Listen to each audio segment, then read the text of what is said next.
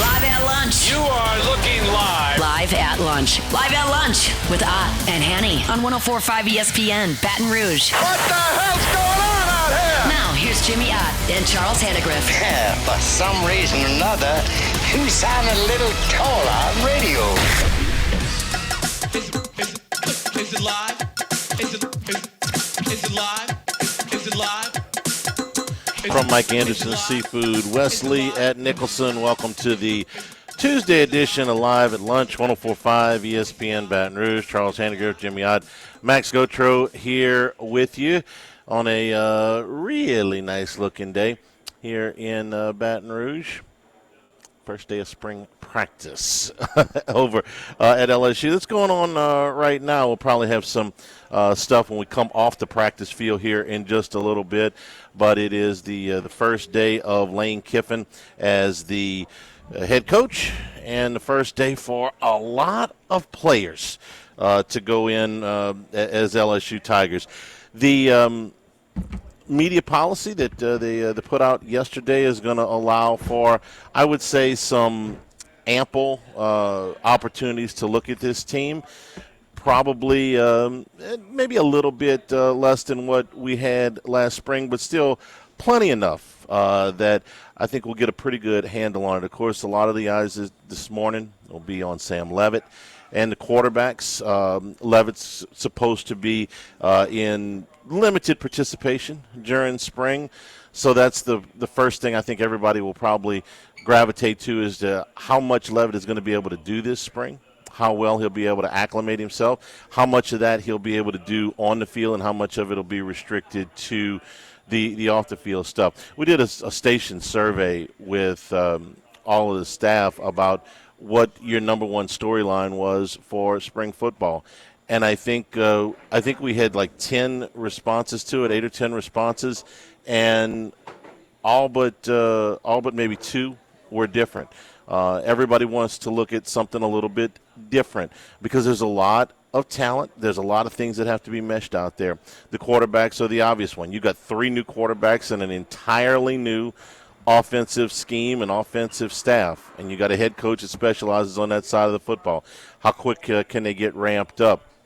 Hester wanted to talk about the running backs, of course. Caden Durham and Harlem Berry coming back, splitting time, plus the running backs that they added in the transfer portal. You have 10 new receivers. There's only one receiver returning from last year and one that really didn't play a whole bunch. You have almost a completely new offensive line. Your center is back. Maybe one of your offensive tackles is back, if he can win the job, because I think that there's at least 3 jobs open on that offensive line. How will that pan out? You're bringing back the same defensive staff, but you're not bringing back a lot of the same defensive players, a lot of new faces there.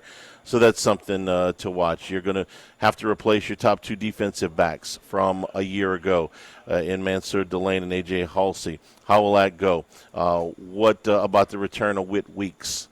Weeks ran a pretty good time yesterday at LSU Pro Day for somebody that has been hurt, looks to be in the full phases of recovery. Harold Perkins, of course, ran a great time yesterday too. Going into the draft, not sure where he's going to end up. So pick your storyline. When you turn over better than half the roster and better than half of the coaching staff, there's going to be a lot of questions. Look, we say this every year during spring. You can't make any rash judgments on how a team looks in spring, but you can get an idea of what they look like. You can get an idea of where your depth pieces are and where your holes are. You can get an idea of what kind of shape the team is in, and you can get an idea of how they want to run things. So this is a little bit later, maybe start to spring. That's also something that's pretty common when you turn over coaching staff. It's been an eventful offseason, but Tigers hit the practice field about an hour and change ago, and we'll take a look. When they get off the field, that is one of the policies. There's no reporting until the practices are over, which at this point they have not yet ended, so we'll see about that. So LSU football practice starting the spring starting the spring drills here just a little while ago. So we got that. NCAA basketball tournament, the field of 16 is set for both the men and the women, and it is a chalk fest of the pretty much the highest order. All of the teams are from the major conferences. The mid-majors did not make it to the round of 16. You have some of the lower seeds are from the power conferences like Texas.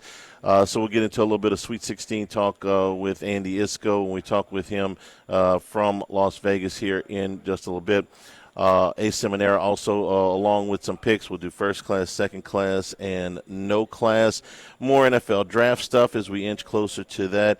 We are here at Mike Anderson's, Wesley at Nicholson. We're right here in the bar, just to the right side. When you enter, come on over, get some char-grilled oysters, get some raw oysters, some of the best seafood that you'll get anywhere in Baton Rouge. The Baton Rouge institution is Mike Anderson's here, Wesley at Nicholson. We'll take an early break here, come back, and we'll visit with Jimmy Ott as we get started here today, live at lunch, 104.5 ESPN Baton Rouge.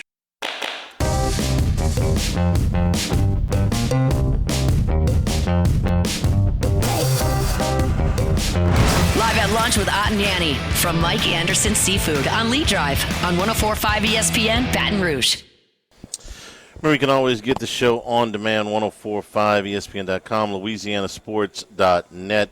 New Handicast up for LSU baseball on YouTube right now. It's brought to you by Supreme Rice and SupremeRice.com, celebrating their 90th year in business here in 2026. Again, down in Southwest Louisiana, SupremeRice.com. Jimmy, good morning. How are you? Good morning, man. It feels a little footballish today. I don't know why, whether it's the pro day stuff from yesterday or the fact that spring football started a little over an hour ago. But it feels, or maybe it's just because this is the first couple of days we don't have any basketball while we're in this break here before we start the Sweet 16. But it feels a little football-y today. You feel a little football-y today? Not really. No.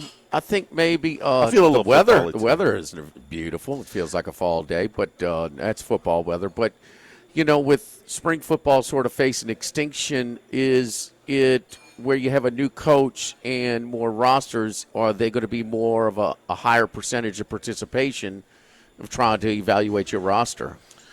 Yeah. You know what I mean? Right. So, because, they're talking about, moving it. The calendar is a hot topic, obviously. The portal time, giving the signing date and everything else.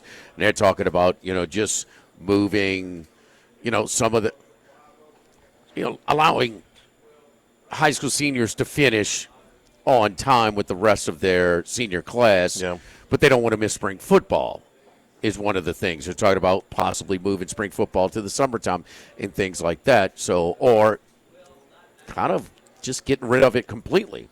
But with so many new pieces, I would think there would be a higher participation with LSU's dealing with this spring. Yeah, and I think eventually we will get to the part where spring football, as we know it, as it exists right now, will go by the wayside. Kelly was in what year? Entering what year last year? It was his. What season was it last year for him? Fourth. Yeah. Yeah. Okay. Yeah. So he was going into his fourth spring. How many starters were participating? Last spring, we're moving around so many pieces on the almost everybody on the offensive line was gone.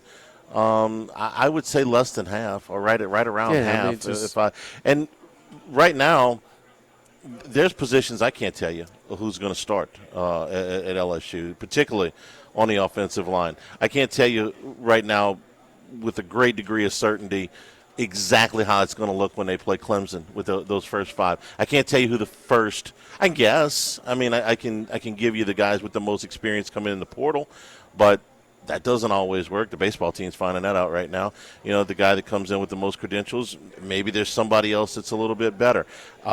Yes. There's 10 new wide receivers, I know who comes in with the best numbers, but I don't know who's going to be the best fit here. Well, he's going to get first crack. Yes. And I don't know if we're going to be able to take away from spring football and know, okay, no, this guy moved up in the depth chart. Right. Yeah. It's a tricky thing to do when you say, oh, he had a great spring. Again, I use a baseball analogy. It's like, oh, he was great in fall ball or he's great in summer ball. Sometimes it translates and sometimes it doesn't. And then when you add in the fact that you've got an entirely new offensive staff, you're gonna be doing things a lot differently. Every piece on that offense, every single piece, I think is. I mean, we know Trey Green's going to play, but. And I know Jordan Seaton's going to start at left tackle, and I know Braylon Moore's going to start at center. And I don't care all that much out of Harlem Berry and Caden Durham, who goes out there for the very first snap. I know that both of those guys are going to play. But past that, and Sam Levitt, as long as the foot holds up, is likely to be your starting quarterback. But I don't know exactly what the rest of the offensive line is going to look like. I don't know which one of those receivers, which group of those receivers are going to emerge. That's kind of some of the things that we'll be watching just to see what it looks like. The interior of the defensive line. You've got some really experienced guys coming over from Ole Miss in the linebacking core, and on that defensive line. I know who comes in with the best credentials. I don't know exactly how it all plays out. But that's what we're going to watch. And Kiffin has given, at least through the first week, some ample opportunities to watch it. For the weekdays, it's going to be pretty much right through our show. So we're going to depend on some other guys to take a look at that before I get to go out there and look at them on Saturday. Yeah, I'm still taking away some of the aftermath and seeing some of the puzzles and some of the things coming out for the first weekend into March Madness, and set a record for viewership on Thursday, and the games were mediocre. Right. I mean, they were horrible on Friday, but I mean, that's I don't know what to attribute it to. So it's where, I mean, and Max, I mean, you can probably, we said we need more of a sample size. That was your take last year. I mean, this is almost identical, if not worse, than last year. Can I ask a question? Max, you may know this off the top of your head. How many additional states from last year to this year have added digital gaming? Missouri definitely did. Nebraska. Last year. Nebraska did. I'll guess 3. Just 3? Okay. It's at least 2. Okay. Who we named. Tennessee, they were around last year? I think so. Yeah, but I know Missouri was in like December, so that's definitely a recent one. That would have been my first guess, is how many more people can wager on the games on their phone that couldn't a year ago. Oh, well, the big thing is Calci. Is the, okay. Yes, I mean, exactly. No, that's the growth in the high population states like California, Texas, and a lot of Florida. I mean, you're limited to the monopoly that the Seminole tribe has in Florida to it. I mean, it's not full blown digital gambling, but it's I mean, and what are they? They're working. The leagues are stepping in and trying to get some sort of partnership now with Calci, because they are trying to regulate it. yes, and have some and maintain some integrity, and so I mean Are you surprised it's made it this far without any guardrails, or at least very few guardrails, as opposed to the number of hoops that they had to jump through to get digital gaming done? I mean, we know what it was in this state. We saw the lobby. Ross Dellinger's wife gave me a call. I was actually on my way to Beau Rivage doing shows. She's a political reporter. Yes. Yeah. And so this was about a year and a half ago, 2 years ago. And she was asking, because we're talking about it's poly market, or what's the exact term for the industry, though? Prediction market. Prediction market. Thank you. And she was kind of trying to link a prediction market piece with mobile sports gambling, or sports gambling period, and because the politics and the election, when it was right before or after election, when would that have been? Right about 2 years ago.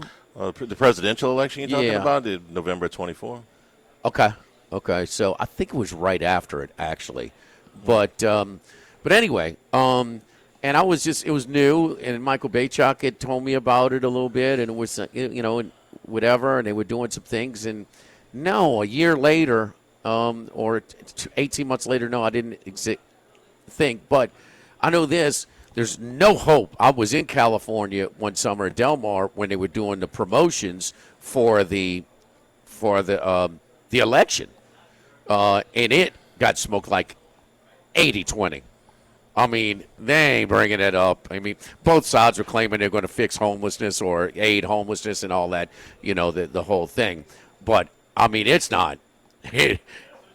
That is, we probably won't see California legalize sports gambling in our lifetime. I'll just say that.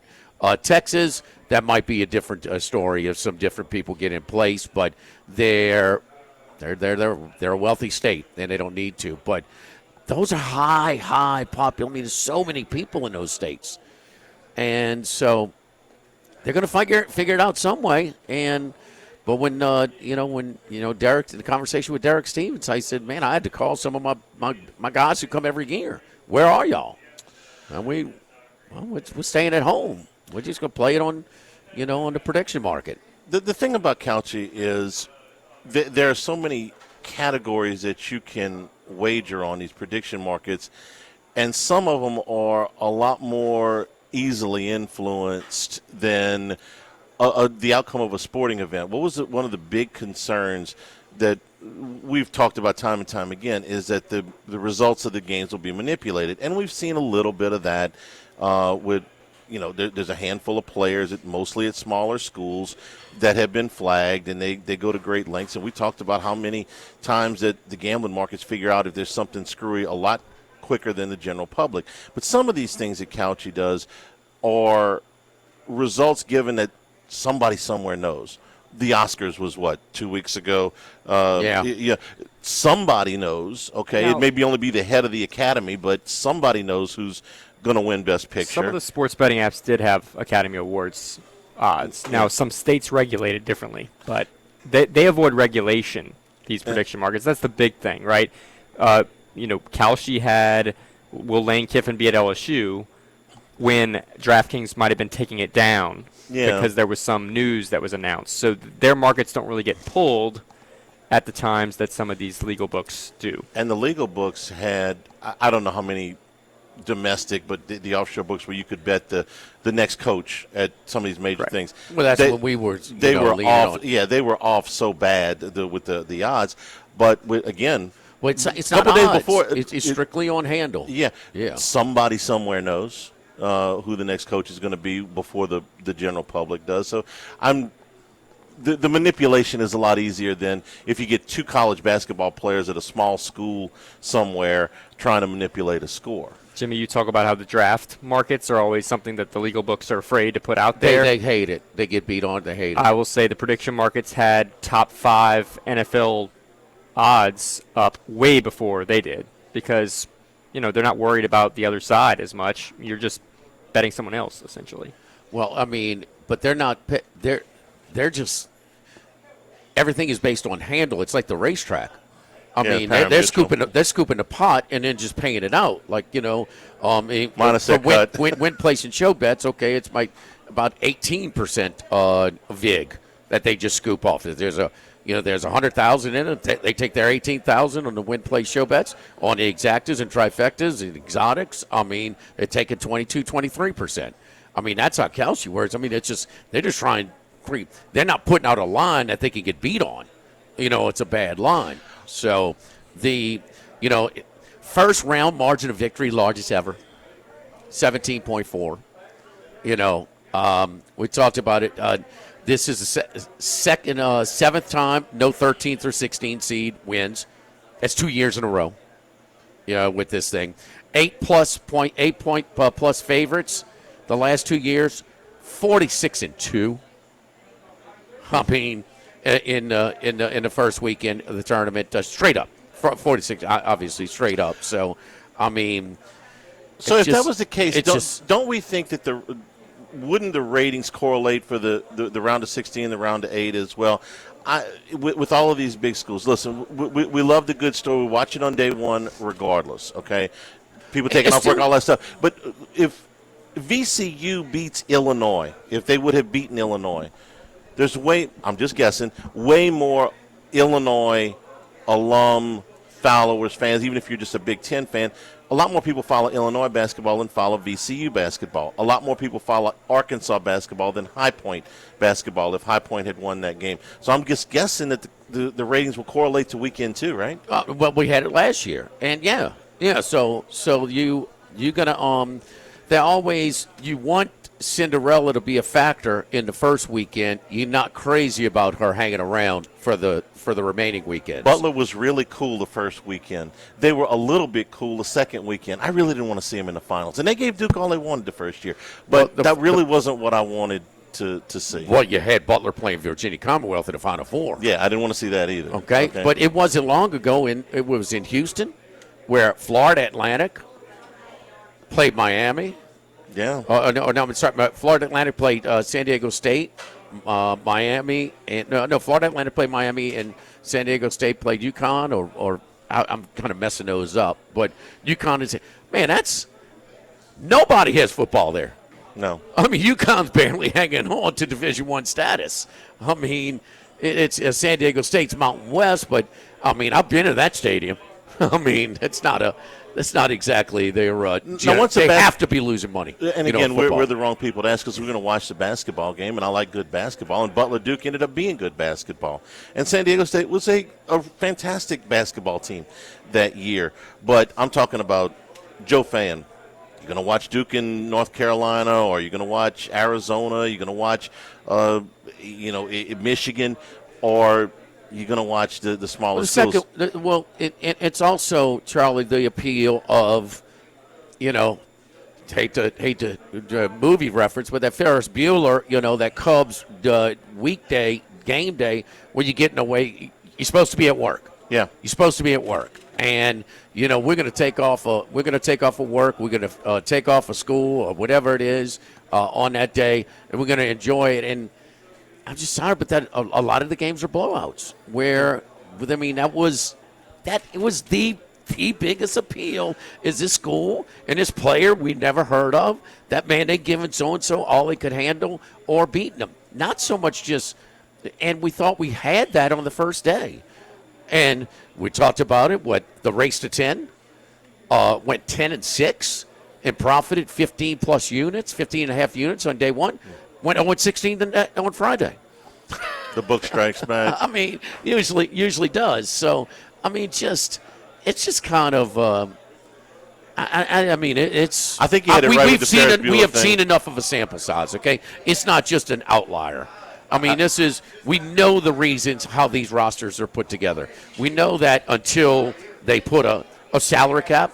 I mean, the Royals and the Pirates are going to have a hard time competing with the Dodgers and the Yankees. Period. I think you had it right with the Ferris Bueller thing. A lot of people, for the first 2 days of the NCAA tournament, it's just a reason to go. Right. I could take the afternoon. I could take the whole day off of work. It was like the old Bayou Bash, Well, we're going to get 25 recruits. Okay, that's great, and we'll root for the best ones. But mostly I want to get together with my friends and drink beer on a Wednesday. It's a celebration of LSU football. Because we do, we do it once a year. And you'd be around a bunch of guys that want to talk, LSU football. Yeah, I'm not going to do that every Wednesday, but I'm going to do that one Wednesday. I'm not going to do this every Thursday, but one Thursday out the year, I'm definitely going to do that. Round of 16 coming up here on Thursday. We're at Mike Anderson's Seafood, Wesley at Nicholson. Man, the boiled crawfish have been outstanding over here at Mike Anderson's. They do it every day starting at 5 o'clock and Friday, Saturday, Sunday, right as they open up at 11 a.m. But oysters, again, it's every Tuesday night. Oysters on the half shell are half off for oysters on the half shell. Man, nobody does the char grills better than we do them over here at Mike Anderson's, man. They do a lot of char grilled oysters over here at Mike Anderson's on Lee, just off of Nicholson. Live at Mike Anderson's, live at lunch, 104.5 ESPN Baton Rouge. Live at lunch. Live at lunch with Ott and Yanni from Mike Anderson Seafood on Lee Drive on 104.5 ESPN Baton Rouge. Heading out to Las Vegas, deep in the desert, lives one man. One man of many sports bets. The one and only Andy Isco. Andy, how you doing, buddy? I'm doing fine. I hope you guys are as well. And as we thought, be pretty much a formful start to the tournament. And we did get that one double-digit seed making it to the Sweet 16. And I'm intrigued by the matchup between Texas and Purdue that's coming up on Thursday. Yeah, 28-19-1 is what the Chalk did. 10-5-1. The Dogs one day on Thursday, and then it was 12-4 against the spread favorites on Friday. 5-3 Saturday, and 6-2 on Sunday. Yeah, and I don't really take much out of the favorites the one day and underdogs the next, because it's all a case of individual matchups and just the timing of them, as opposed to the fact that the better teams play on Friday perhaps rather than on Thursday, or vice versa as far as the point spread goes. But as we often see, the ultimate champion faces a test or two on their run to the championship, and you can certainly say Duke has faced a test. Arizona really hasn't. They've been probably as good as any team, along with, I'd also say, I've been impressed with Illinois and Iowa State. I think both of those teams. I think I mentioned that I thought Florida would be the first number one seed to go, and didn't necessarily expect it to be against Iowa, who I had as one of the weaker teams of the major conference representatives in there. But it's been a fun tournament. That end of that regulation in the Santa Clara, Kentucky game was certainly reminiscent of the 1980s and the early 1990s, when we had a lot of buzzer-beating upsets. But I think we've got I like this field of 16, and there'll be a couple of upsets. Just got to try and figure out which one. It was a Friday game, right, Charlie? With the Kentucky Santa Clara?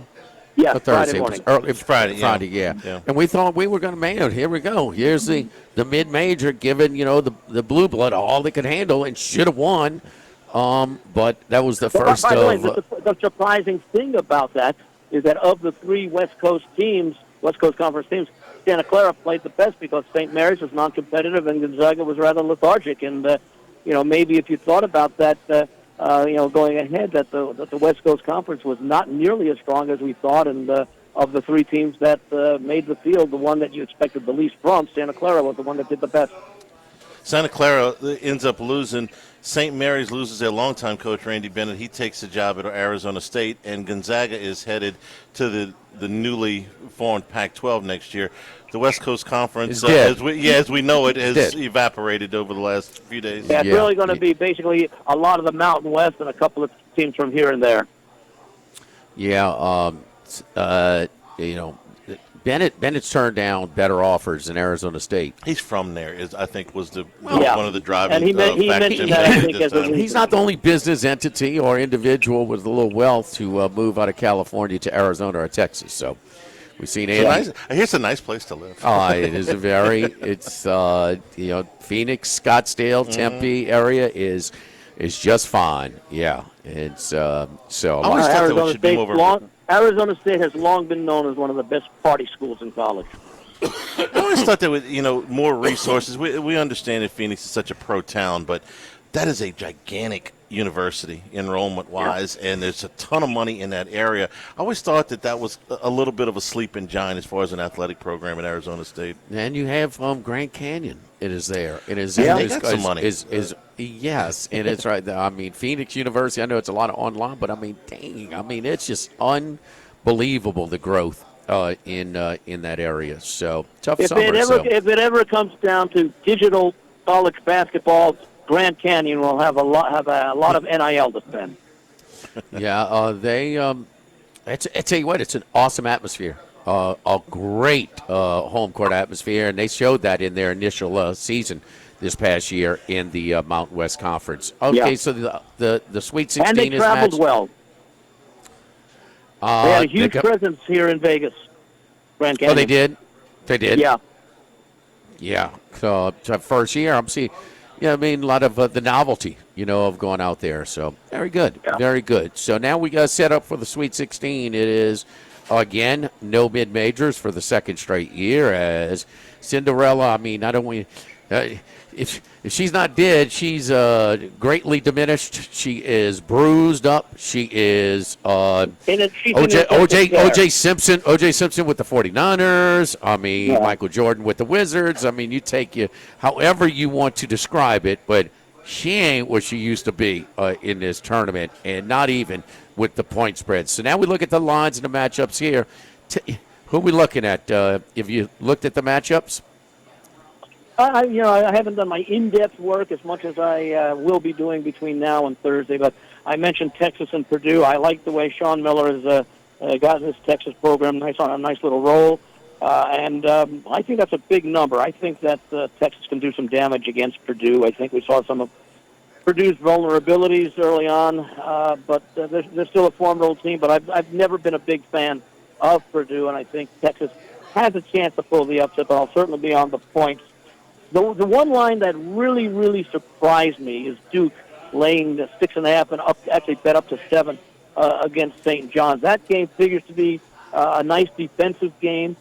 You've got two really good coaches, but of course you've got the experience of Pitino and of course Shire taking over for after Coach K left, still building his reputation and his legacy. Certainly a lot of talent.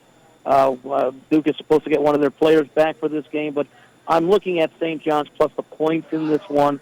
Obviously, I think it's on the same court where Duke played Michigan about a month or so ago in Washington, D.C. But there'll be a lot of support. There'll be a lot of support for both teams there. In fact, that's a great that in itself would make a great Final Four as far as what is it? I think is it the Michigan State Louisville game, the Michigan State game there as well.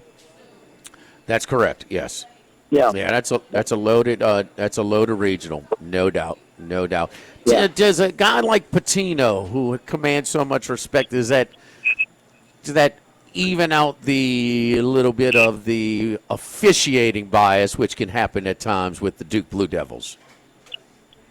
Yeah, not so much, I think, under Shire as under Coach K, but of course Coach K had like a 30-year resume that I tell you what, they got. I had Duke, and I had to switch at some point to try and cash in a couple of chalk picks along the way, but I'm on Duke on Saturday, and I'm like, we're getting all kinds of whistles. I mean, this is unbelievable. So they say, it helped them along to when they kind of got going, and when they got going, then they just poured it on. But that game was tied with 13 and change to go in the second half. Oh, look at the St. John's team. They're up, 54-40 against Kansas, and then all of a sudden it takes the shot at the buzzer to win the game. So, and I don't know how much officiating came into that down the stretch, but all these teams, they're really good, and the opponents are also really good in most cases, and they're going to be tested. As I mentioned before, we've had and the one example, and they actually alluded to it because it was similar. Tyus Edney in that game, was it against Missouri, against UCLA, where he had to run the court, and if that doesn't happen, if they foul him or something. UCLA probably doesn't win the championship. So every team, or most teams, I don't like using the terms every and always, or never, things like that are extremes. But most teams, or many teams that win the title, do face some tests. You could say face their test against both Siena and TCU, and St. John's certainly faced its test against Kansas. Like I mentioned, Iowa State. They were tested in the first half against Kentucky without Jefferson, but they came back and were very dominant in that second half. And Charlie, you think Duke is just going over some? You think they're going over some speed bumps, or it's showing some warning signs? I'm more the speed bump. I'm more the speed bump. See, I'm on the other side. Yeah. I think they're showing us some warning signs. I think they miss their point guard, and Lil Boozer is he's doing his best, but I don't see. I mean, they have struggled, man. I don't know. They just don't. They don't seem to be the same team. With Duke, much of the season though, is that when they have been even in conference games, they always seem to come up in the last 5 minutes and show that they are Duke. And you don't see that consistently out of a lot of teams. You'll see it. Duke is the best example that comes into mind, and they always with the hands on the court, last 5 minutes and all that. Take over time. So maybe Duke is just very, very good at conserving whatever energy is needed should the opponent make a run. Well, the most impressive win was deep into the season, that rare non-conference game in D.C., as you referenced earlier, about against Michigan. And if you remember that final score, I mean, Michigan missed a lot of jumpers in that game, so they were able to survive. But the conference they're from, they're it. I mean, it was a horrendous showing for the ACC. And and I thought Virginia would do better, and they dusted Virginia in one of the games in the regular season. I thought Virginia Miami would be played better. well. I thought Miami played well. Miami played well. Miami was the right side. They weren't going to win, but they should have covered. It was, a 4-point game against Purdue with a couple of minutes remaining? Yeah, they started fouling early, and they fouled too early, they fouled too late to blow that one, and missed a layup to cover that one against Purdue. But, yeah, they did a good job. I think Jay Lucas, man, I'm impressed in year one, man. You talk about just the chill demeanor on his. I mean, never gets a very respect. I don't know, man. You listen to him, very articulate guy. I think they got to find, man. I think he's just getting started. Obviously, after year one of D1 coach, a high major, but I think they got a star there. I think one of the more entertaining games of the weekend will be the Arizona-Arkansas game.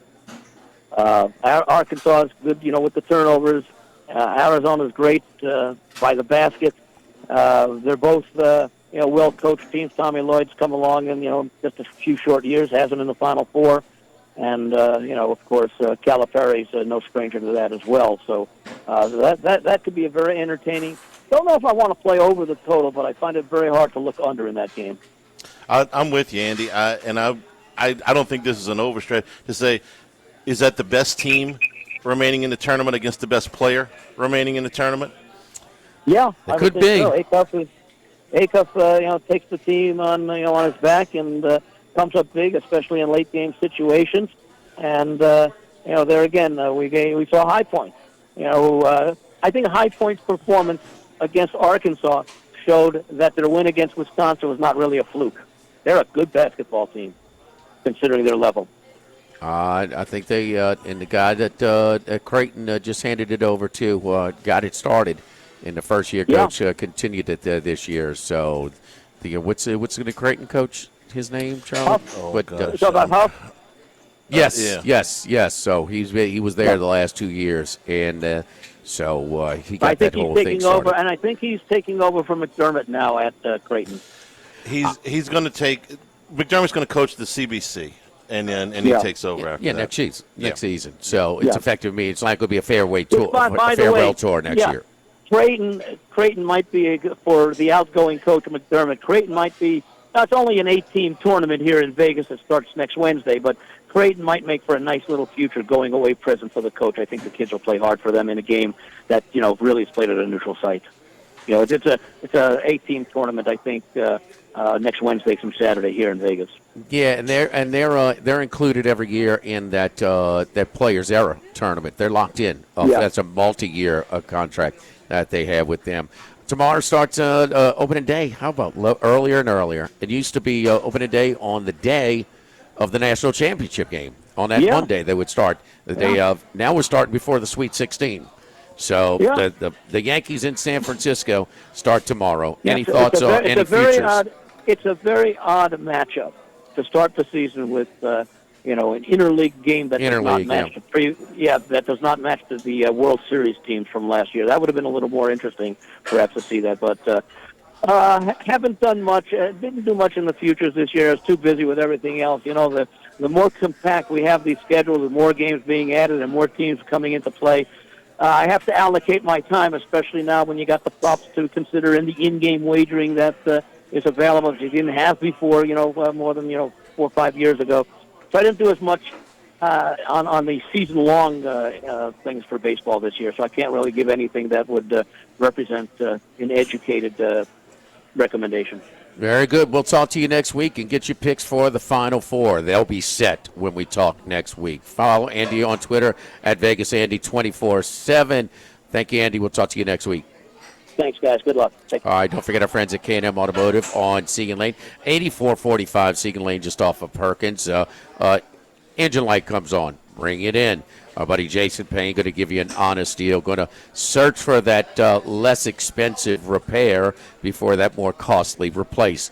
belts, hoses, general services, undercar services, electronic issues, AC repair, transmission, tires, brakes, electrical work, you name it, bring it on in. So we're open 7:30 a.m. to 4 p.m. Monday through Friday, so you can come on in if we are backed up, well, because we have a lot of regular business, because Jason gives people an honest deal. They know when they're going to bring them. Just an oil change. Absolutely. Oil and filter, no problem. Bring it on in. If we're too busy, we will schedule a more convenient time for you and for us. 8445 Segan Lane, just off of Perkins. Across Segan Lane from Ambrosia Bakery. It's the only place I take my vehicle, K&M Automotive. Live at Mike Anderson's, live at lunch, 104.5 ESPN Baton Rouge.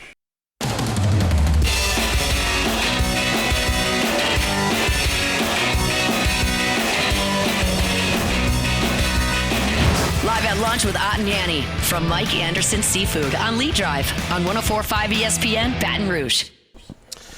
Yesterday, LSU had their pro day. A couple of things I wanted to touch on here, Jimmy. A lot of the eyes were on Garrett Nussmeier, and he performed very well. It looked healthier than at any point. It looked even more healthy than he did at the Senior Bowl practice. I thought his arm looked very live. Yeah. And I've always thought Max and I have had some discussions or debates or whatever, and just how, how his arm strength compares. I think it's elite, man. I think it's really good. He was hurt. Yes, there's no question. So it was good for him. But there were two results yesterday. First of all, Mansour Delane ends up measuring out at 5'11 3/4 and ran a 4.3 and change, a 4.35 in the 40. He didn't run in the combine, no. He did not run into combine. Okay. So even if the Saints 4-4, the Saints at 8 is a real possibility here. I mean that's got a real chance, and that would be fine with me. You get a guy who projects as a number one corner, runs like that. We've seen him cover at the highest level. If he goes number 8 to New Orleans, count me in. How's LSU's new coach done offensively? Does he have a pretty good track record? Yeah, he does. So, well, did he put up these numbers in yards, these yards points? Did he do it in a decent league? Yeah, the SEC's pretty good. Yeah. What did he tell him? We ain't throwing at you. Uh-huh. You can take the rest of the day off. The other thing that caught my attention was Harold Perkins. He ran a 4.4 flat, and he measured in at 6 foot and 5/8 and 220 pounds. The debate rages about what do you do with him, what do you do with him. For me, I've made up my mind. At the next level, he is a safety. You look, who's the best safety in the NFL right now? In my opinion, it's Kyle Hamilton for Baltimore. All right. He's 218 pounds, and Perkins is 220. Hamilton's taller than he is. He's probably 2, maybe even 3 inches taller than him. But if you're 220 pounds and you can run like that, Hamilton's not that much faster than that, if at all. You're a safety. I know the first thing. Well, he can't cover. I wouldn't say he can't cover. Does he have limitations in coverage? Yes, a lot of safeties do. He's not the only one. Do you play him as a box safety? And I don't like that comparison, Charlie. I like more of your boy that was at at LSU like was Jamal Adams. Yes. Yeah. No, yes, he's more like box that. safety. But what I'm saying is he's not too big to play safety. Okay, he's the right weight. He's the right. Hamilton's right longer. I like the Adams. Business. I mean, I don't want to take away. Keep him closer to the line of scrimmage. Yes, that's kind of box the deal. Safety. Yeah. But he's not an inside linebacker. I don't think he's an outside linebacker. Hour number 2, straight ahead here. Mike Anderson's 104.5 ESPN Baton Rouge. Live at lunch, first class. I want a seat in first class where I was booked and ticketed over a month ago. Second class. No man should be subjected to the indignity of being labeled or treated like a second-class citizen. And no class. Life had become like school on Sunday. No class. I'll tell you what then. Why don't you call me sometime when you have no class? First class, second class, and no class. Brought to you by Supreme Rice. Buy local with Louisiana-based Supreme Rice since 1936. We have a return here at Mike Anderson's live at lunch. Come on by and see us. We're here right in the Oyster Bar. As soon as you get into the restaurant, hang a right, you'll see us. See Mike, platters and platters of oysters, man. Come on by and see us here at Mike Anderson's. All right, first class. Look, this was not unexpected that LSU's women's basketball team would win in the first and second round of the NCAA tournament. They were at home. They have been to the Sweet 16 under Kim Mulkey the previous 3 years, and she's, obviously one of the best coaches, is one of the best teams. So the fact that they won was not at all a surprise. The fact that they put 100 on the board in back-to-back games, also not a terribly big surprise given the number of points they have scored, but it's now the highest scoring highest scoring team, the most 100-point games going back to 1987. So if you're going back almost 40 years to break a record, you're doing something pretty good. But the margins of victory. Okay, you doubled up Jacksonville, 58-point win. But you came back on Sunday and beat Texas Tech. Now this is a power conference team. You beat them by 54. That's the third largest ever margin in a second-round women's game. It's the largest margin in a second-round women's game since 1983. You're going back. Whenever you got to go back 40 years or more to look at records that you're breaking, you're doing something pretty good. You're doing something that may be pretty special. And for Flau'jae Johnson, the end of her home career, again, an emotional day on Sunday. She had 24 points. She leaves here as one of only 6 that have scored over 2,000, a national champion, an all-conference player multiple times. It's hard to say many more positive things about her career, and it's not over yet. So you got to give them a first-class free. Look, I understand the harder games are to come. This Duke team that they're playing on Friday was a team that they beat in Durham by 16 points back in December. Now, Duke is 21-2 since then. So they blazed through their league. They're a better team now. I suspect LSU is as well. But first class to the women's basketball team. You can't do it much better than that. And I'll be honest with you. A lot of routes. There were a ton of routes. In the top 8 in the women's game, there is such a drop-off after the top 1 and 2 seeds. I mean, a gigantic drop, much more than – I enjoyed the Flau'jae stuff. Yeah, she's easy to root for. Yeah. So likable. Been very generous. How about she with been her time and her money? Her whole career? Yeah. Not as now they don't jump around as much, but it's that I always wonder. A player's going to 4 different schools. Well, which one is your school? Like when you're in the NFL locker room or you whatever. I'm going to see my school. I mean, which one is? I mean, you got 4. This is her school. Yeah. So I think it's. I enjoyed the. You know what was my favorite stuff. one? I think I said this a couple of weeks ago. This would have been at the SEC tournament, I believe, or maybe it was her final regular season home game. They ran back her freshman film of the interview they did with her about all the things she wanted to accomplish. Yeah. And it's amazing how many of them she actually did accomplish and how many of them she still has on the board. I enjoy how they showed footage of she and Starkey watching film together, and how she's grown an appreciation to be a student of the game, And so no, it's just she's charismatic, man. She got a lot going for her, man. So I enjoyed the tribute to her. I agree, but the routes, and there's too many routes in the men's game, in the men's tournament right now. But UConn, Syracuse, and that's an ACC team, Syracuse. Yeah. 65-12 at half. I'm going to get to her in a second because I want to get your opinion, both of you guys' opinions on something. You got a better no class than me, but I want to touch on that in a second. But second class, we've been talking about Darius Acuff all year. It's not a matter of whether he's great. He is in the college game. The only question is where he will go in the draft. We started out as a mid-lottery pick at the beginning of the season, and now it's not going to shock me if he goes number 1. But yesterday, Reebok handed him a signature shoe. This is the first time they've ever, and I realize you couldn't do this forever, this is the first college athlete to get a signature shoe.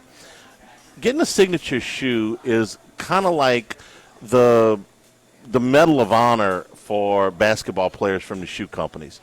Jimmy, how long do we watch Nike and Adidas go back and forth over trying to sign the best guys? And, if you watch the movie Air, pretty good description of what, they did back then with Sonny Vaccaro and George Raveling and all that stuff.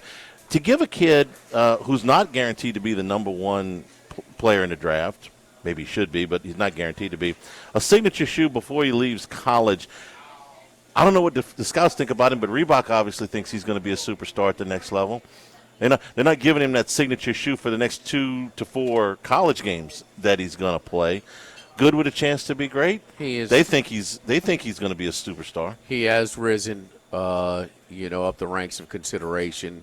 It's going to be hard for them to pick him over a guy that's 6 inches taller, like a DeBonsa. I'll be shocked if they still go with Peterson, right or wrong. I mean, enough. We have enough of a sample size there, and where getting guys to play when where the money's guaranteed. Do they want to play? DeBonsa and Acuff want to play.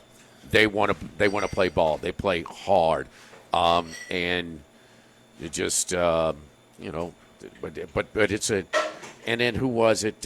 One NBA writer quoted a GM said, "No, it's down to those 3." Now, if you want odds on it, Acuff's still up. You can swing away. The odds tell you no, that he's not going to be the number 1 overall pick. Still like 100 to 1. Yeah. But he's, he's under consideration. And who knows until we know who has the number 1 pick, what specific need they want. Yeah. I mean, if you want an offense, he's not. The one knock on him is maybe a little bit of size and a little bit on the defensive end. So could be a one-way player. But he can do it all as far as create for historic stuff. Historic stuff. The Maravich stat is a great one. Maravich stat the first time. How about the nobody ever stat first 2 rounds of the tournament? Scored more than anybody. Yeah, in the history of the game. Scored 60. So, the Maravich stat, if you don't know it, is first player to lead the league in scoring and assists since Maravich did it. Yeah, and the league has more members, and the league is healthier than ever.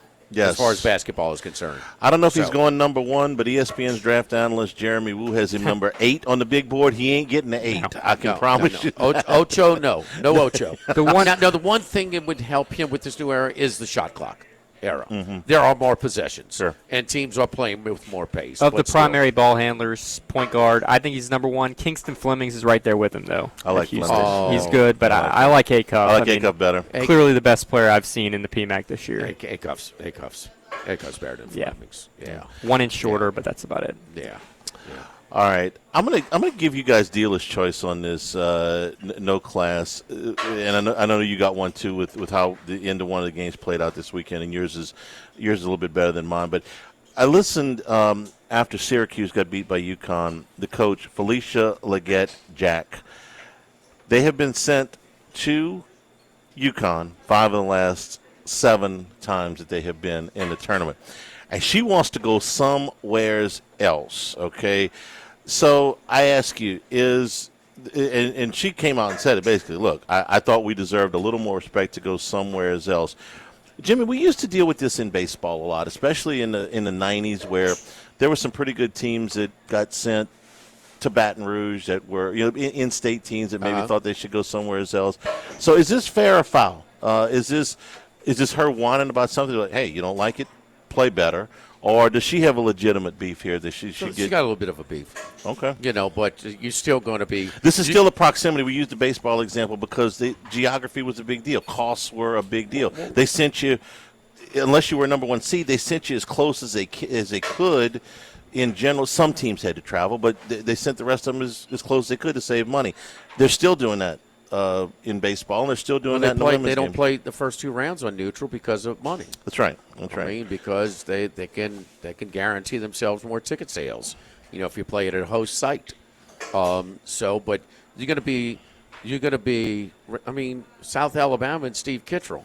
He was coming here 2.5 hours away. They were sending him over, and he's like, man, if you don't want to come here, you go to Tallahassee. So, and Mike Martin had more trips to the College World Series than anybody. So, he was stuck. He was going to one of those 2 places year after year after year after year. And finally he had the upper hand where he had 2 games to win 1 on a Sunday, and Brandon Larson and him, they just overpowered him. Yeah. And, so it's part of it. It had some history. But she does have how many years? 5 out of 7. That's a lot. 5 out of 7 appearances is not 7 consecutive years, but So if they've been in They in a tournament.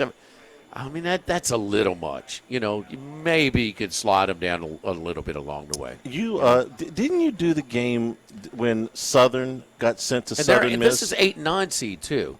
This is not 14, 15. Right. Because they're playing second round. Yeah. So they were down 65-12 at the half. I Yikes. just said that. Yeah. Yeah. I mean, but you did. Didn't you do the game when Southern got sent to Southern Miss? It was one of Southern's better baseball teams. And they went to Southern Miss in the regional instead of getting sent here. Yeah, when they were a 3 seed. Yeah. That was the only time they were a 3 seed instead of a 4. Ricky Weeks' junior year. DeJuan Day was a frontline pitcher. He pitched them to that win against Southern Miss. It basically cost Southern Miss the regional because they put them in a loser's bracket and they had to use up all their pitching. They beat Baylor once, but then they were spent in pitching the second game, and that's when Baylor came here to play. I think Bumstead was the pitcher on that LSU team that that beat Baylor. That was 2004. But yeah, I I did the believe. games. Yeah. Well, Southern, they got sent here. Tulane got sent here. Lafayette got sent here, and those were there were some pretty good teams over the years. They got sent here that would have rather gone somewhere else. Ricky Weeks just missed one. He almost went oppo to right center and put it over Nicholson Drive. That would have changed that. That was very close. We know about the other one where the pitcher was just throwing LSU off that time, but that was a team. His sophomore season was a very good team as well. So, guys like Antoine Guay, Fernando Puebla, and some others that would, they could swing it. They could swing it. But no, 8-9 seed. That's one thing we're talking about. We're talking about in that era, Charlie. We're talking about 49-64. Now she's got a beef. She's got a beef, but. Well, give Gino credit calling off the dogs. I mean, 65-12. I know. You can't call them off in the first half. You can't. I mean, you have to. 65-12. Yikes. Okay, you have another submission for no class. Florida, how the end of this Florida game has a great team. I mean, and one thing about them, they've been blowing out teams. They've been so good in the second half of the season, but. Golden, who goes out of his way to be a little bit of a jerk. We know about him taking some shots. He took shots at Pope. He's taking shots at at Oates. He's barking back and forth in the first round of his first round. I mean, just kind of a little. I don't know. Goes out of his way to kind of. Flex his muscles a little bit. So he's got a lot of yapping for being. But he's also a guy that has fouled before up to based on analytics. And here we go with that, where that is an extreme rarity. Now, the one defense, what he did was about 20 seconds to go, and they fouled a 54% free throw shooter. When you're defending with 8.9 seconds to go and the other team has to go to the length of the court, the chances of it getting in the hands of a 50% free throw shooter is rare. Okay, the other thing is you're full court pressing. You 3 guys, you full court press with one pass, just a little kind of give pass to their best player who's been with the coach every step of the way at Iowa, was 0 for 9 from 3 on the way. He gives it, and he just heads up the court. And the 3 players are taken out of it. So you're playing the whole half court with 2 guys. And it led an easy read. The guy was not comfortable shooting 0 for 9. He dishes it to it. You can see him shoot it because he's wide open, and he knocks it down. He also compounds the strategy mistake by sending Lee all the way down under. He doesn't even get a shot off at the end. So, I mean, as bad of it in the post game, he doubles down. We were trying to foul. They didn't come close to fouling. And you're going to foul their best player? Yeah, I'm not going to. Okay, you're going to foul their best player and give them a shot? No. Analytics, you can't. No. Don't chalk that up to analytics. Okay, you're not. You're on an island at this point. So the execution, which allowed an easy 4-on-2 transition opportunity at the end of the game when you're coming out of a timeout and can set up any type of defense you want, to allowing their best player to easily get the ball, get half court, and get the game-winning assist, and then you don't get one off, and then you're going to say we were trying to foul because you didn't come. I mean, no. No, it didn't wash. I'll tell you what I thought about, though, when the statement about we want to foul up 2 with the shot clock off. Max is a believer in that. Okay. It's not an exact comparison, but I thought about Jim Valvano in '83 fouling with the score tied. 1-and-1s. There were 1-and-1s, but his was more. I don't know if it was much analytics based. Is they managed to foul a freshman just about every one of those crucial times. No. Except not Weber State. You're thinking of Bobby Knight when he fouled Fess Irvin, who was a freshman, and he fouled Derek Coleman was a freshman. But they fouled Alton Franklin in the championship. Alvin Franklin? Alvin Franklin. Well, he was a freshman. That was one, and they fouled a kid in one of the games against Wake Forest. Analytics are percentages. Sure. So if you have a Hakeem Olajuwon, you put the ball in his hands, you foul him at that stage. But of it his almost career. seemed like a feel thing with Valvano. Like now the Weber State thing, they got lucky because he was the best free throw shooter they had. He missed 2. Pepperdine. It was at Pepperdine against Weber State, or at Weber State against Pepperdine, whatever one it was. It was Pepperdine. Yeah, it was there. Yeah, that's right. It was their best free throw shooter, and he just missed 2. He was like an 80-something. They had no choice. Right, at that point. they were stuck. No, but there were a couple of times they had a run of luck too. They did. I mean, all those guys and then missed. There's free throws and there's pressure free throws. Okay? And Valvano picked out a couple of freshmen, and it worked. That was more I thought by feel, but I can listen to an argument about fouling up 2 with the shot clock off. I don't find me in late game situations where they're putting the ball. You down 2. Yeah. The other thing is everybody wants to foul in a 3-point situation. I agree, but you are putting at risk. And I saw one game in the conference tournament. Guy clearly got it off with continuation. Clearly got it off. They still gave it on the floor. It was the wrong call. The broadcast team agreed with it. The rules expert said he should have gotten 3. Didn't give it to him. So it's enforcement as well. But if you watch a lot of the enforcement, as long as you get it off without putting the ball on the court, it's by the rule is continuation. Yeah. That is taken into consideration. You're going to foul and give this guy 3 free throws? Well, not and jeopardize him? You can't guarantee. Not a top player. And denying the ball in that situation is hard. We saw Virginia try to deny Gillespie for Tennessee the ball. They double-teamed him on the out-of-bounds play, and they still couldn't keep him from getting the ball. And so then they had to foul him. And he ends up, of course, he made every free throw in the last, Which one? Virginia, Tennessee. When they were trying to deny Gillespie, when they were inbounding the ball, they were trying to deny Gillespie the ball. Of course. They had 2 people on him, and he still was able to get it every time and make, I think it was that's 6 out of 6. Yeah. You're trying to get the ball. You just say, deny the best player the ball. It ain't that easy. Well, no, and they are drawing up plays to get him the ball. Yeah. I mean, and sometimes they allow the best free throw shooter to easily get it, and sometimes it's, so it's both. But that's the strategy. But, I mean, now listen, if you got Shaq on the court or somebody, and for some reason he gets the ball and you foul him, this was not going to happen in this situation where you had to go, the length of the court, and they didn't even try to deny this guy the ball. No, they didn't.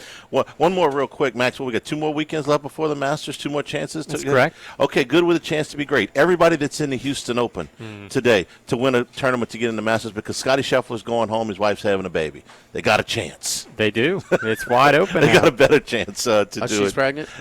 She's about to have the baby. Okay. Yeah. So he is going home. He just withdrew from the Houston Open. So everybody else got a much better chance to, especially those guys that are trying to qualify for the Masters.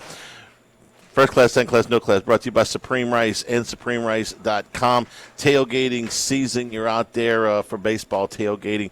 Tailgate with Supreme Rice, long grain, medium grain, jasmine, parboiled, the low glycemic rice for diabetics. You're going to be supporting our Louisiana farmers. You're going to be getting more for your money. Pick it up wherever you buy rice, Walmart's, Rouse's, all of your AG food stores, and they're part of the Climate Smart program. Future generations of Louisiana farmers will enjoy these benefits as they seek to reduce methane emissions and promote water conservation. For more information, great recipes, go to SupremeRice.com. 90 years in business here in 2026 at Supreme Rice. Live at lunch for Mike Anderson's 104.5 ESPN Baton Rouge.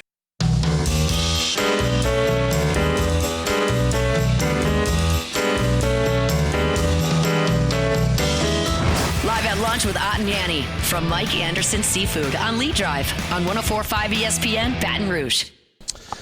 Wrapped up the first practice within the hour from LSU. I know that Hunt and Matt will have more on that later on in the afternoon. Lane Kiffin going to meet with the media about once a week. It looks like here through the first parts of spring practice.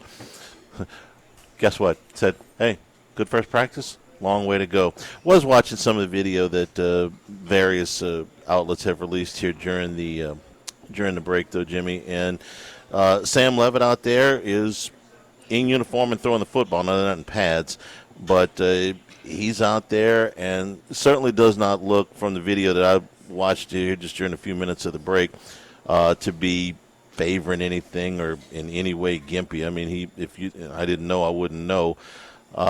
I know they're not going to let him have contact work, but I was encouraged by what I saw. If you're worried about him being able to plant and throw the football, I can see him plant and throw the football here. So that would be a welcome sight if he's that far along at this point. What he may look like when they get to August. So that's good news.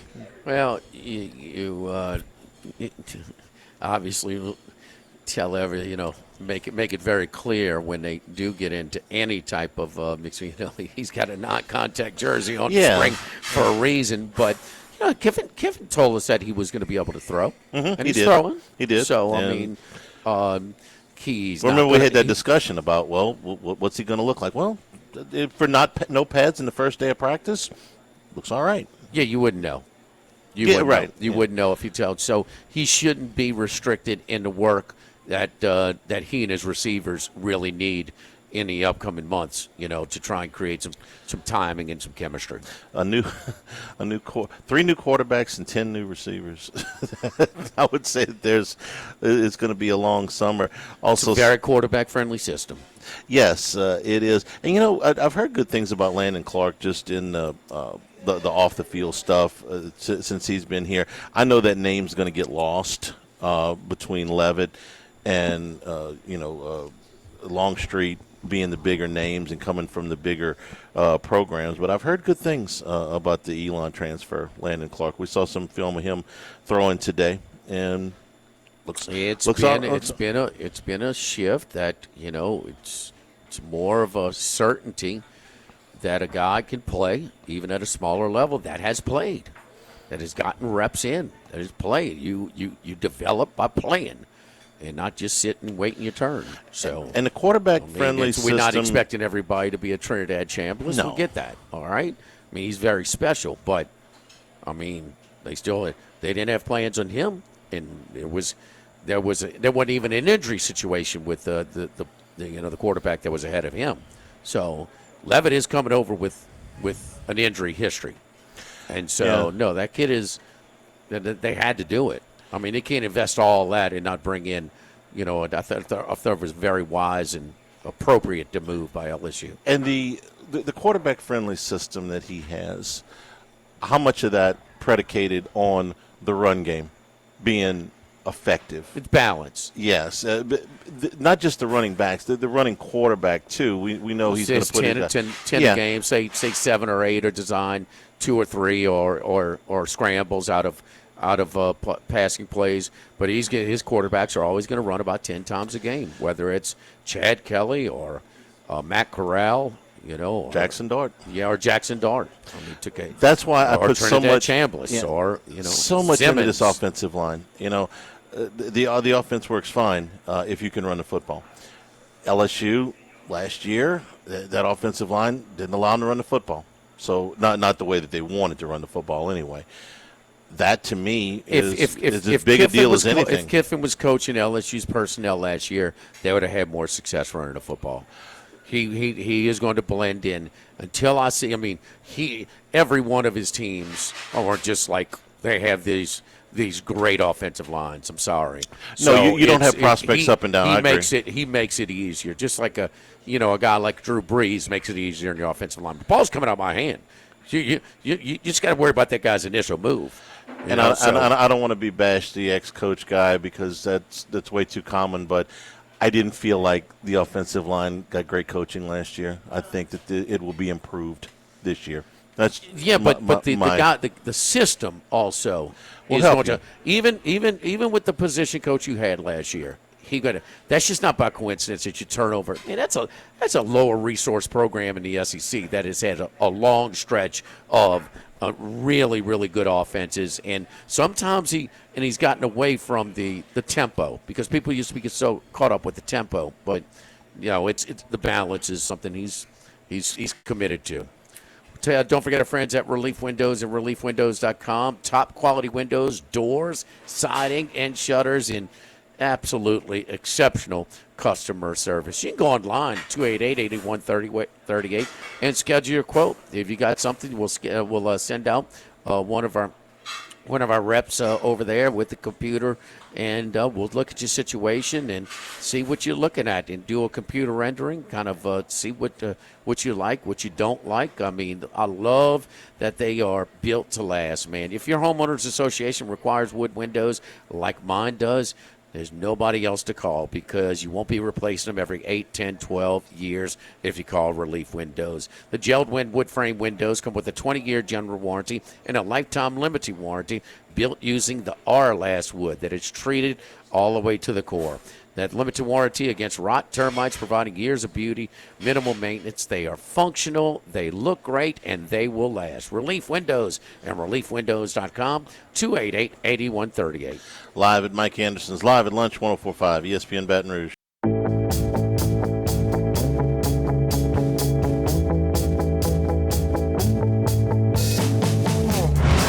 Lunch with Ott and Yanni from Mike Anderson Seafood on Lee Drive on 104.5 ESPN Baton Rouge. All right, let's go out to New York. Talk to Ace Seminary was to do on Tuesday and Friday. Some NIT action of one of the games in the Sweet 16 and opening day action in Major League Baseball. Ace, how you doing, buddy? Absolutely fantastic. Yeah, it's crazy, Jimmy, right? Baseball time to get into that Chevy, grill up the hot dogs, have some apple pie. It's baseball. It's crazy. There we go. With Sweet 16 going on. Before we get to it, the Chalk Fest again for the second straight year in the NCAA tournament, the first weekend. Certainly some chalk. You got the number one seed Florida out in the South knocked out, but a lot of chalk moved out there. Every 1-2 other than Florida moving out there, so all the 2s moved over. You got 2 of the 3 seeds moved over, 3 out of the 4 seeds moved over. 2 teams that are unranked at the close of the season on the AP that it got in. You're talking about Texas, who crashed a party out of the first 4, now hot as could be, winning 3 straight going into that game on Thursday. And then Iowa, who was unranked, and defense absolutely unbelievable. Otherwise, you got a lot of teams that are in the top 10 that finished the season. So, yeah, a lot of the chalk moved on and some tremendous matchups set for the Sweet 16. All right, let's look at the NIT and start with the first game of the doubleheader. Tulsa at home, 3.5, 4-point favorites over Wichita State. Again, one of those things you just don't see too often, Jimmy. This is teams that are playing in the same conference, in the American Conference, and going to be playing tonight for the 4th time. You got another opportunity for that in the NCAA. Hard to believe if St. John's and Connecticut advance in the East. They'll be playing for the 4th time, but only this time for a lot more than just a Big East championship or a regular season game, a chance to get to the Final Four. But get back to this NIT game tonight. Yeah, Wichita State finished up strong at the end of the year, lost to South Florida in the conference championship game, while Tulsa, who had the number 1 seed during the season, got knocked out early. Now here we are now in the NIT, and after they lost to South Florida, after South Florida lost to Tulsa early in the season in February, they beat Wichita State 3 times. Let me get this straight. This is the 4th game.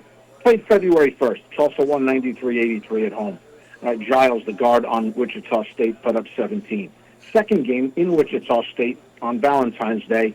Wichita State got them 81-77. Giles are up to 31.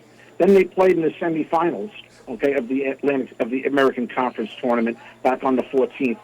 Neutral site game in Alabama. Drives exploded for 27. Wichita State won that one a little easier, 81-68. Is any one of these teams going to look at each other and say, gee, I'm not really sure what set they're running. I'm not really sure about this defense. You've seen each other all season long. Now the fourth meeting. I just like the way they're finishing right now. Tulsa got themselves back on track, beating Stephen F. Austin 89-84 in overtime, and then beating UNLV 77-66. I just like the way Wichita State is playing. They ended up knocking off, after losing to South Florida in their title game. They beat Wyoming, a little bit of a letdown possibly after losing that conference game, but still got the game done at home. Then went on the road to Oklahoma State and smashed them 96-70.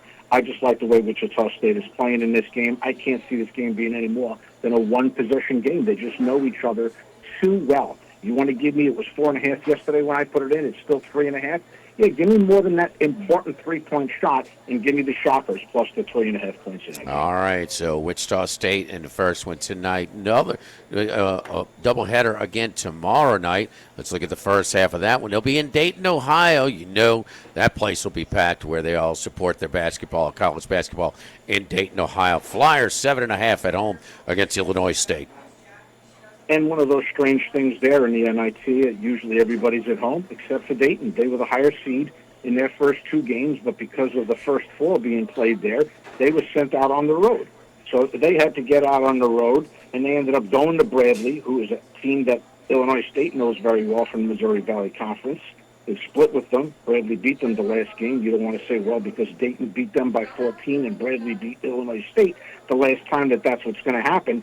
I just like the way Coach Grant has got Dayton playing at the end of the season. Their defense is absolutely outstanding. They lost, in a tough game in their tournament to VCU in the championship game. You saw what VCU did with that great comeback in the NCAAs. After beating Bradley, they went to UNCW on Saturday. That game was never really a game. They won by 19 going away. Finishing fourth in the Atlantic 10, a little stronger than finishing third in the regular season of the Missouri Valley Conference. Dayton now with a chance to finally be at home, and if they progress from here, then going to Henkel Fieldhouse in Indiana, a stone's throw for them. I expect Dayton to do some damage in this NIT. I love the way Anthony Grant has got them playing. Give me the Dayton Flyers at home, laying the 7.5 to get by the Redbirds in the NIT.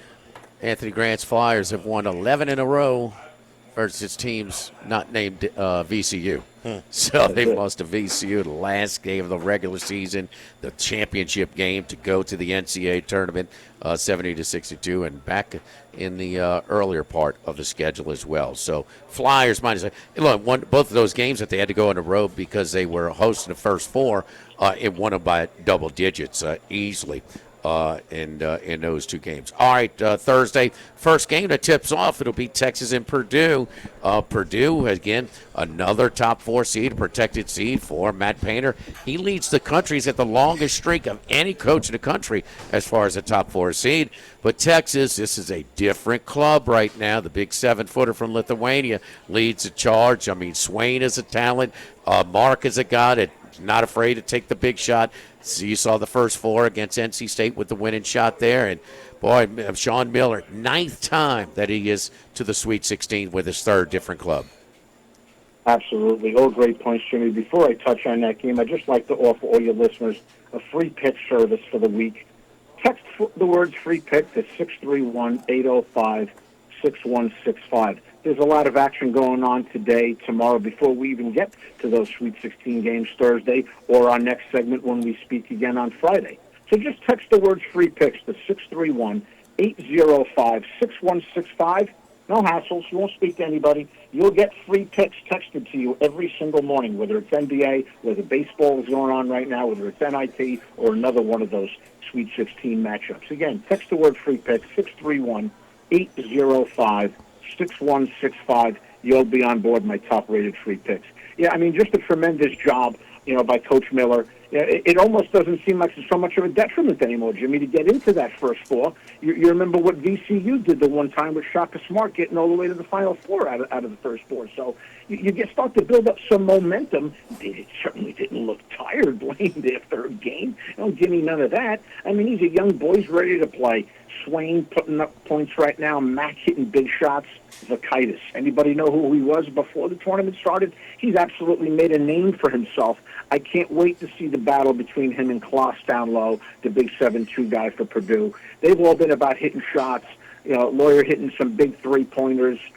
Certainly the point guard, leading the country in assists there on Purdue. This is going to be a heck of a matchup. I'm worried with Cox being out for Purdue. All right, they only play about 8 deep as it is.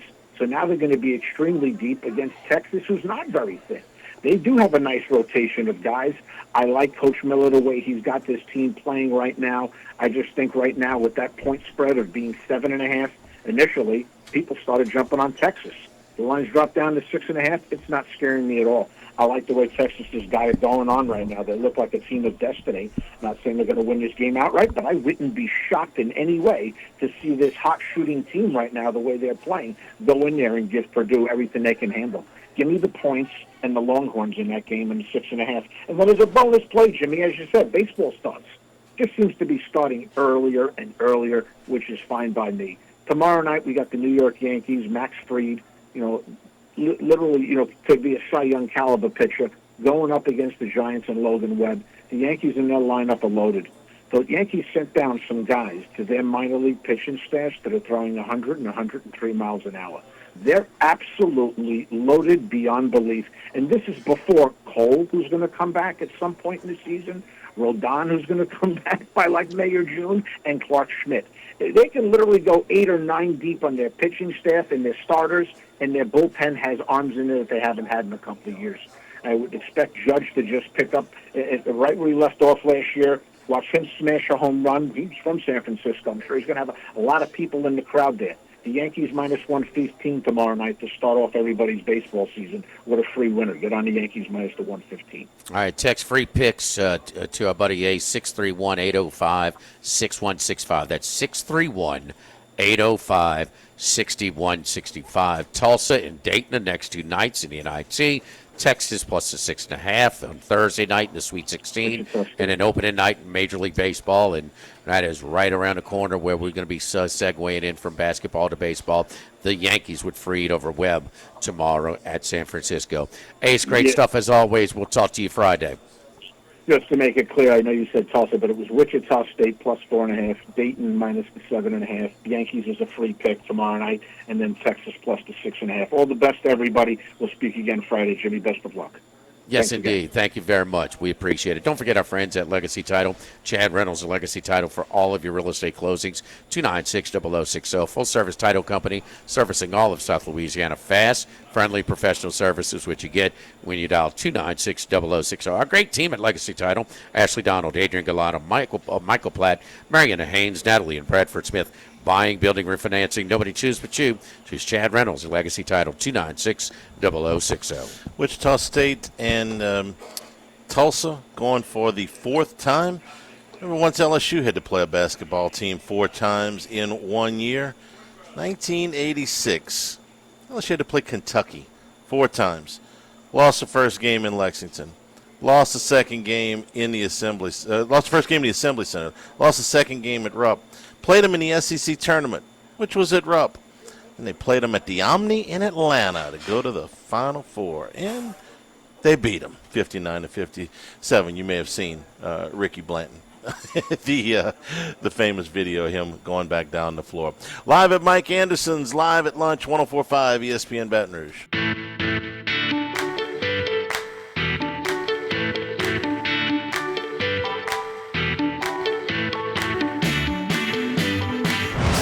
Lunch with Ott and Yanni from Mike Anderson Seafood on Lee Drive on 104.5 ESPN Baton Rouge.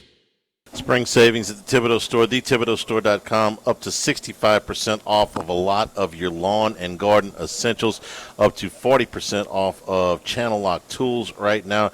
You're getting your property in shape here as we begin the springtime. Get all of your lawn and garden tools from the Thibodeau Store, open in Pierre Part, LaRose, and Lockport. You can get to all 4 properties at thethibodeaustore.com. Buccaneers losing Levante David, the 12-time captain, 14 seasons in the NFL, who turned 36 in January, is retiring from the game. So that's two teams in the NFC South that will be without a veteran linebacker. The Saints watched Demario Davis go to the Jets. Levante David, who's been a fantastic player for the Bucs for a long time, is retiring. LSU baseball tonight against Louisiana Tech, 6:30 at the box for your first pitch. Tech's not bad. They are 15-10 so far. They played Southern Miss, who's really good this year, 3 times. They lost all 3, but 2 of the games were at least competitive. They've got a couple of wins against a decent South Alabama team, got a couple of wins against Ohio State. LSU needs a win. I don't say that often during the week, but just to get them to feeling a little bit better about themselves right now after having lost a couple of close games over the weekend. 6:30 at the box tonight. Excellent weather is expected. So that's what we got going on here tonight. You can watch NIT, watch LSU basketball. LSU baseball, or. Well, that's probably it. Tonight, those are your choices. And tomorrow, Major League Baseball. I don't even think that's on regular TV. What's that? They're taking a page from the NFL. Like we're going to buy one of 162. Netflix tomorrow, I believe. Yeah. So. When I saw that thing, I was like, "Wait, are they playing in the United States or are they playing somewhere else?" But they're playing. They're playing in San Francisco. Yeah. Somebody's going to start interleague. You got 30 teams. Yeah, so somebody's got to go. Start. You remember we were watching those games in Japan and Australia to start a week before the season. That seemed like a little bit much. But if it's a little much for baseball, what do you think it is for football? A little bit much for division games, especially. It's division games that may determine venues for playoff games. Yeah, maybe a little bit much. Yeah. Come on over here and see us at Mike Anderson's. We're in the Oyster Bar. Jimmy, you can't miss here in the Oyster Bar. At Mike Anderson's, you want to get grill smell, man, smells great over here. Love that, man. Got the best, got the best spot in here. Tomorrow we will be at Roca Pizzeria on Government Street in Mid City. Randy McKay will be with us. Scott Rabelais, who is getting ready to head out to Sacramento for women's basketball. Wes Reynolds from VEASAN. He'll have his NCAA tournament picks. Plus, we'll do our consensus golf picks for the Houston Open. Thanks for everybody participating. For Max, for Jimmy, for Jordan, I'm Charles Henniger saying thank you and good afternoon, and stay tuned for Hunt 104.5 ESPN Baton Rouge.